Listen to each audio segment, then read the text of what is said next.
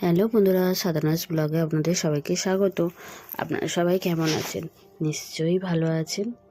তো আমি সকাল সকাল স্নান করে চলে এসেছি।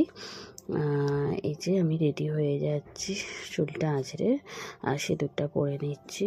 আর আমার শরীর ভীষণই খারাপ। আর আমি কি বলবো আপনাদের, আমি আপনাদের মেসেজও দিয়েছিলাম একটা।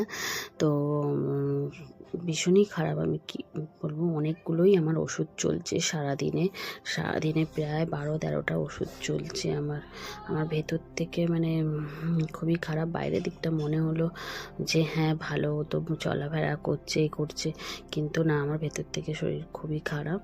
তো ওষুধ একটা সকালবেলা আগে খেয়ে নিয়েছি, আর দুটো এখন বিস্কুট খেয়েছি। খাওয়ার পরে একটা ওষুধ খেয়ে নেবো এখন। আর একটা ওষুধ নিয়ে চলে যাব রান্নাঘরের দিকে, কারণ ওইখানেই থাকবো তো এখন। আর টিফিন খাওয়ার পর ওষুধটা খেয়ে নেব। আর এদিকে আমাদের আজকে হচ্ছে কি বলবো, চচ্চড়ি পার্বণ। পৌষ মাসের একটা চচ্চড়ি পার্বণ হয়, সেটা আজকে আমাদের। আমি কিছুই কাজকর্ম করতে পারবো না, আর আমার ছোটো ননদ এসেছে, ওই সব রান্নাবান্না করবে। আর ওদিকে আমার শাশুড়ি সব আনাজপত্র কেটে দিচ্ছে। কি রান্না করছিস? কলা ভাপানো। আজকে কি হবে আমাদের? আজ আমাদের চচ্চড়ি। তুই কেন আমাদের বাড়ি এসছিস? মনু, কি হচ্ছে বাবা? তো ঠাম্মি কি করছে? হ্যাঁ, কি করছে?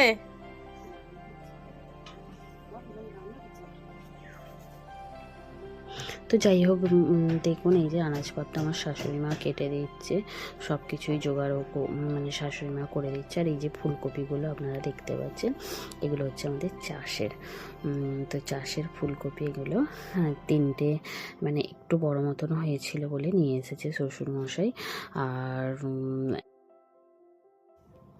আর এদিকে শাশুড়ি মা চালগুঁড়িটা মাখতে শুরু করে দিয়েছে পিঠের জন্যে।